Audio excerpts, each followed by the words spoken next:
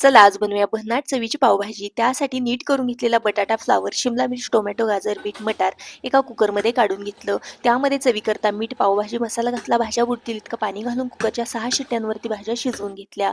भाज्यांमधलं soup वेगळं केलं आणि भाज्या छान मॅश करून घेतल्या. कढईमध्ये फोडणी करता तेल घातलं, बटर घातलं, सोबतच अर्धा चमचा जिरे घातलं. बारीक चिरलेला कांदा घातला, बारीक चिरलेली शिमला मिर्च घातली, आलं लसूण पेस्ट घालून छान परतून घेतलं. टोमॅटो प्युरी घातली, 1.5 चमचा बॅडगी मिर्च पावडर घातलेली आहे. सोबतच पाव चमचा हळद पावडर आणि कसुरी मेथी घातली. भाज्यांचं सूप घालायचं आहे. मसाले तेल सुटेपर्यंत परतून घेतले. शिजून मॅश करून घेतलेल्या भाज्या घालायच्या आहेत. व्यवस्थित मिक्स करायचं आहे. भाजीची कन्सिस्टन्सी चेक करत भाज्यांचं सूप घालायचं आहे. सोबतच पावभाजी मसाला, बटर घालायचं, बारीक चिरलेली कोथिंबीर घालून झाकण ठेवून 3 ते 4 मिनिटासाठी भाज्या शिजवून घ्यायच्या आहेत. पाव भाजण्यासाठी तव्यामध्ये बटर घातलं, पावभाजी मसाला घातला, बारीक चिरलेली कोथिंबीर घालून पाव छान भाजून घेतले. मस्त चमचमीत अशी पावभाजी तयार आहे. आवडली असेल तर लाईक करा.